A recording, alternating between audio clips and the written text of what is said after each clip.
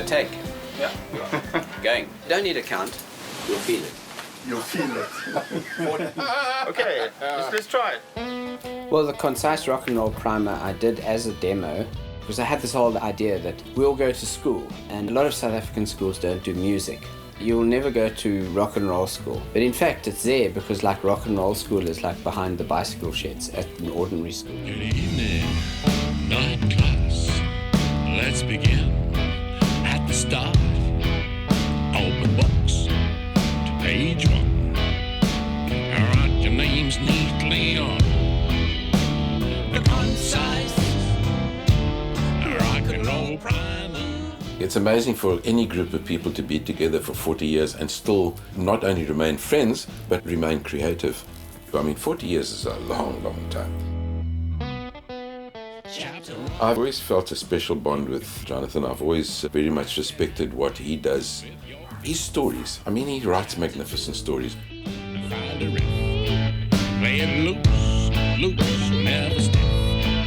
Chapter 3, write some words all about the suburbs while you stew in a grimy diner. Yeah, peruse. Jonathan mentioned that in 2017 the Radio Rats will have their 40th anniversary. And then somebody suggested that we do an album to commemorate this. And that's what we're busy recording now. An album for the 40th anniversary and for the Radio Rats. All of chapter 4 deals with love and war. Do things that are sure to make your music final. All starts off okay, but it ends in disarray. It's been amazing. I didn't expect this setup. I mean, the way we recorded the first LP was mostly backing tracks, bass, drums, and Jonathan just with a guide guitar and Dave singing a little bit in the background. And then it was layered. But this is much more, live. The Concise Rock and Roller, a primer. I regard Jonathan's music as a challenge, not because it's complicated or anything, but he writes a song, he does a basic demo, and then his attitude is, just do this, just try some stuff, go for it. It's almost like a blank canvas with a colour wash on it. So there's some colours you can't use, but most colours you can use. Use knitting needles and buy drumsticks. All your drummers read chapter 6. Band is like a call to brethren. This album now is totally different because Jonathan is not producing. We're working with Jonny Blundell. Nowadays, you don't often get to work this way. People want things to be smooth and polished and produced, and if they think that sounding better than somebody else means that it needs to shine and sparkle more than the other one. And with this band, that would be a terrible mistake. Chapter 4 deals with love and war. We had to basically record an album in 3 or 4 days. I think when guys have been playing as long as these guys have, the best thing then to do is to really enable everybody just to really have fun, play how they play. It's a matter of what you actually want to achieve. We want to get our authentic and real Radio Rat sound happening. I want them to be able to say to people, this is really cool. This really represents the best that they can sound. Welcome to the Concise Rock and Roller, a primer. What has amazed me about Jonny is that he's completely hands-off. He sometimes sits there and you think, well, he said nothing, which is wonderful because, I have worked with people before who sort of interrupt your playing and start complaining about something, and then you just get terribly self-conscious because now you have to sort of play differently in a way that you think might make that producer happy. God, he just lets us play. So say the Concise Rock and Roll, a primer. It's very nice working with Jonny. He doesn't sort of get in the way of things. He makes suggestions and does not do this and do that. Is shall we try this and shall we try that? And this whole studio environment's great. It's informal enough, but yet the right stuff is here to do the job properly. It all starts off okay, but then it ends in disarray. Spawning songs. There's a legacy, and continents haven't really kept them apart. And kudos to Jonathan for continually working on his art. Jonathan gets an idea and he'll write about 4 or 5, maybe 6 songs. That's like the middle part of it. But then he weaves a story, and then still he'll add in a song or two he'll shoehorn them in. Rock and roll, a primer.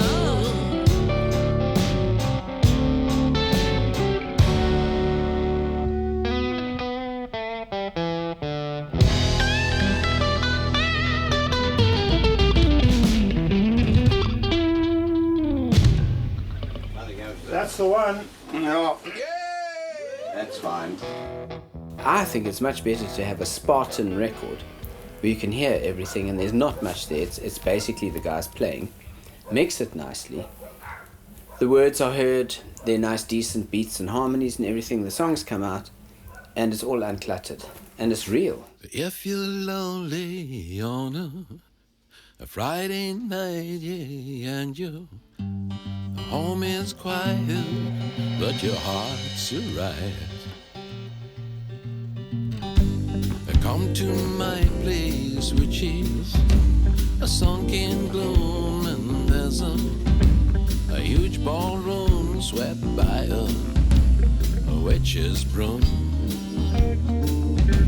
And on a table there's a bottle label with a skull and crossbones, and your name is on.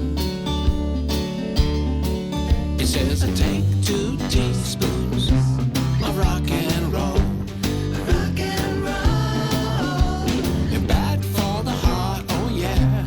Worse for the soul.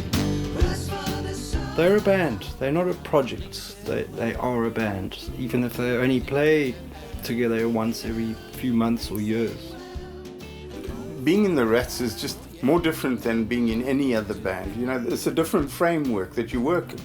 Inside or outside, it's liberating. I mean, you don't have to re-record it 15 times so that everything is just like that. That's what it's about, when you really record. And on the one hand, you don't want it to be rubbish so that you can't listen to it later. So, you should have done. And then you don't want it to be soulless, because it can become soulless if you want it to be perfect.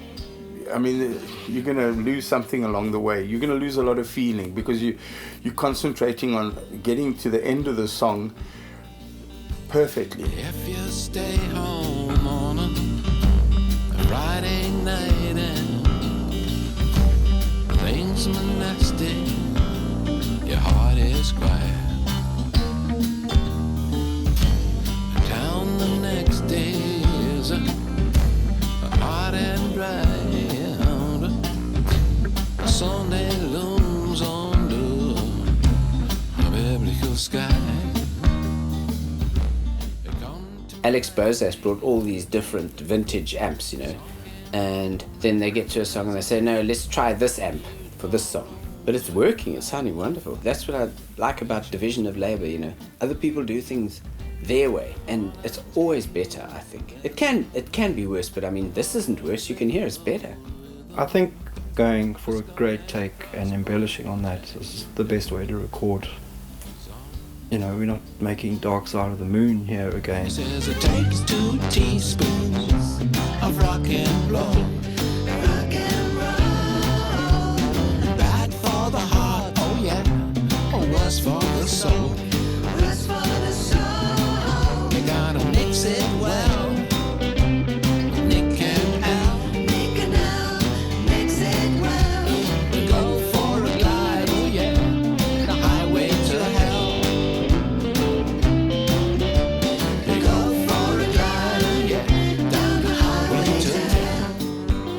There's 2 things at play, a very conscious level of structure, and he does things for a reason, but then he is able to quickly switch into a spontaneous way to execute it. So he's a master at the deliberate, especially in the lyrics, being very deep and clever, and yet shake it up with spontaneity so that you are able to receive the music, you know. Without giving away anybody's age here, you know, we wouldn't do this if we weren't excited about this. I think the minute you stop being excited about what you're doing, you must cut it, hey? It's lekker.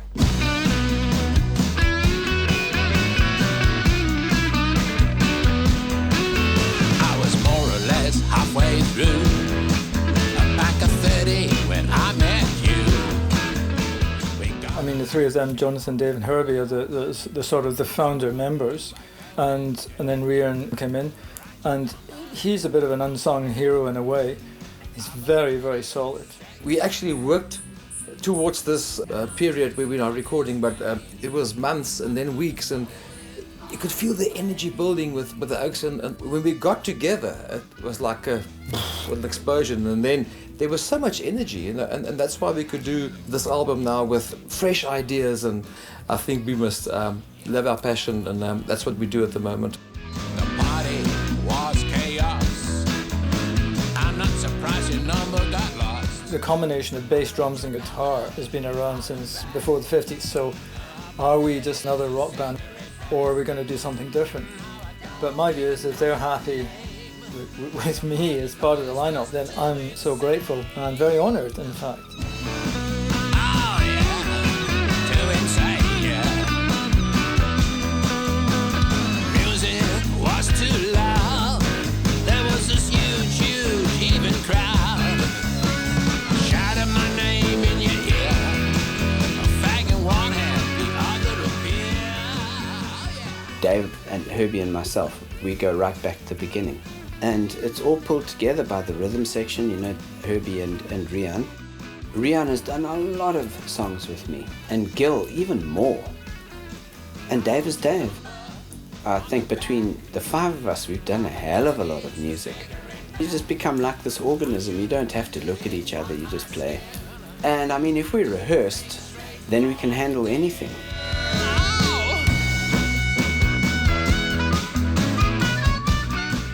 We're not into overproduction, so it will be rock and roll, but it'll be really professionally recorded and produced rock and roll. Cigarette pack blues. Let this be a lesson to you. Next time you fall in love, don't do any of the above.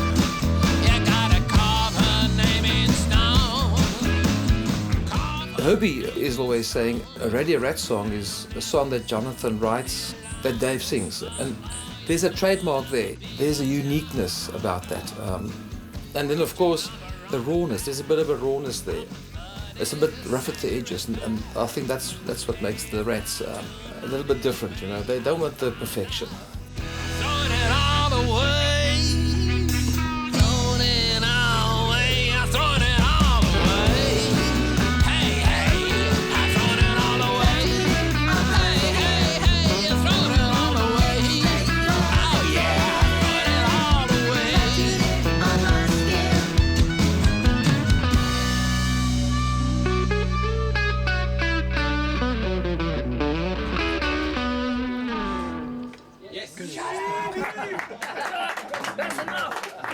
Yes, love songs. Love is something that people are scared of because love is very, very disturbing.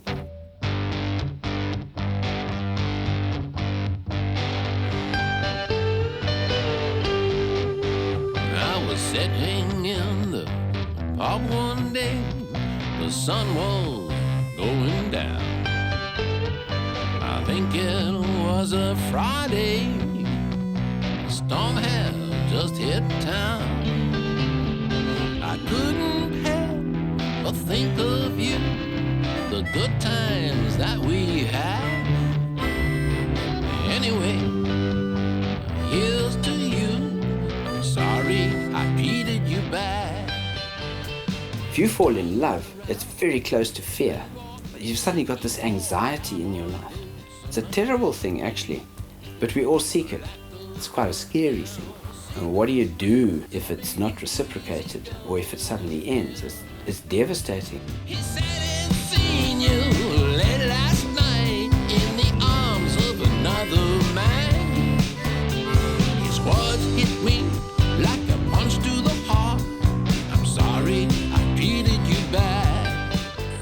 record with Jonathan, you'll do a take and he'll say, oh, that was great, and let's do another one. No, but I played, there's a mistake I did it. No, that'll fine, it'll sound cool. And it never does. One of the golden things that I've taken away from working with this band is that if you are 100% authentic, and if you take money out of the equation, you value yourself to being authentic. So for me to come alongside people doing things for the pure love of music and for art in this way, it's just amazingly refreshing. Barman looked me in the face, he said, son, what'll you have? I said I'd have my baby back. He said, doubles make you sad. Rearview Mirror Blues is about being dumped and then reaccepted, like people fight and then boot you out of the car. That song was kind of prompted by a guy called Paul Boerter who rocked up at my house one morning, Saturday morning in Klerksdorp. He had been kicked out of a car by a girl that he had picked up in Potch. I'm in a rearview mirror, I'm getting smaller all the time.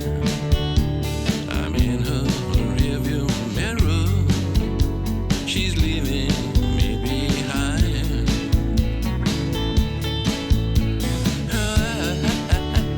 In a rearview mirror, a tiny dot with dust to shoot. I go on and out of lane, I got the rearview mirror blues. Rearview mirror blues. He had gone through from his farm. He picked up this girl or something, and then I don't know what happened, and she booted him out of the car. And then he came to me and was knocking on my front door at about 6 o'clock on a Saturday morning, and it was pissing with rain. And he was wet, and then I had to pay for the taxi as well. I wonder what I say, I wonder what I did. Did I make fun of her day, or did she find... Jonathan's lyrics have depth and they have humor, and the songs are actually harmonically very clever. Make no mistake, they're not three-chord rock and roll songs. There often is a simplicity to them, but they're unpredictable, and he always puts really beautiful little sequences in them and chords that are really cleverly written. He has a great sense of songwriting. He's a great songwriter. Hey, brake lights, please turn on. Honey, please turn around. World is blowing cold, and the miles out of town. So here we've got a brilliant storyteller in league with Dylan and Springsteen and all those guys. I mean, he's just as good as any of them. And I think I add something with my voice. I think I've got some contribution there, and I fiddle with the lyrics here and there, and the too many chords there, Johnny, Rearview mirror blues. Watch this, I see 2 red lights are flicking. She's coming back to me. Hallelujah. I think, when you talk about these bands, they run out of ideas. And then they say, okay, well, we've tried this producer, let's get the latest hip producer to produce it. Jonathan has never run out of ideas. He's always working and working. He doesn't have to say, oh, geez, I really don't know what I'm going to record next, I mean, he's been very aware of what he wants to do, so he does it. Hallelujah. She's coming back to me. I was listening to The Life of Bach, 4 CDs, brilliant, about his life and his music. This guy said that Bach certainly didn't go to charm school. So I thought, okay, charm school. We all went to charm school because we all basically apologize and say thank you, please. In a way, we are humble and we try to be charming and please, etc. Bach would just lose his temper when people didn't play properly or sing properly and rip off his wig and throw it at them and call them a cobbler or something. So I got this whole idea of, you go to school, but at the same time rock and roll school is there, and at the same time charm school is like finishing school. So by the time you come out of that, you're into rock and roll, or you're into music, and at the same time you are kind of pleasing in a way. South Africans don't complain generally, so it's as though we've all been to charm school. They put him in an unmarked grave, left him there for 200 years, as if he had misbehaved.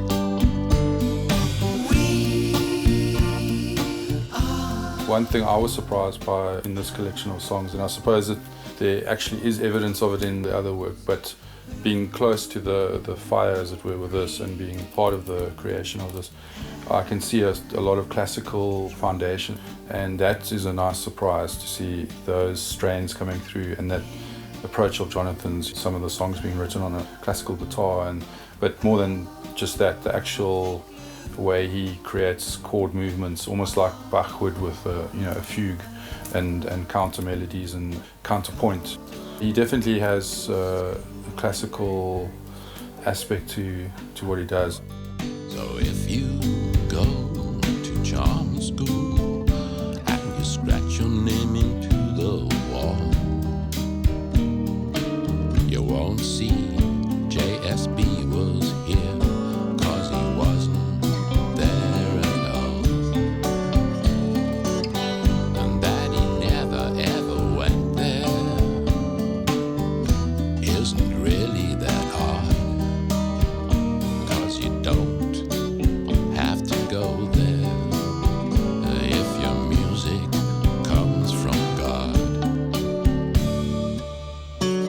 because he never went to charm school. They put him in an unmarked grave. Few people have the chance to have a career in the way that we have. Remember the time that we were. It's just a wonderful story. It's a wonderful life. I mean, I've had amazing friends for 40, 50 years. The story is never ending. It's just, it's amazing. Just ran home like bats out of hell. I was that we would rock, roll, never let go. 40 years is a long thing, and we've had little breaks now and again, but it's the Radio Rats has always been an ongoing thing. It's never been dead. It's always been ongoing, and I'm very happy and proud to be a part of the Radio Rats Incorporated. In rock and roll school. Radio Rats is a band that, is not a huge band. I think great success is a great responsibility. It's like winning the lottery, and it usually tears things apart. So we are more a sort of a provincial outfit that is just carried on and always hoping for the big time, not knowing, of course, that when the big time does arrive, if it does arrive, it's going to destroy us. And usually it explodes, it implodes, it just falls apart. That could be us. So thank God we were never that famous. I think that suits me down to the ground. In rock and roll school. Dave is still alive. I mean, how nice is that? Brilliant. Herbie's still alive. Thank God, I'm still alive. It's wonderful. We can still play. And Riaan is fit and healthy, and Gil too. It's a wonderful thing, to actually still be able to do it. I don't care what people think. It's great fun. And so it's a big deal for a band to turn 40, for a name like that just to be around. And I mean, it's something out of nothing. It all came from nothing. It just came from playing songs in your bedroom. Always mindful of the girls. And trying to impress the girls. Of course. Outgaze the world. Like a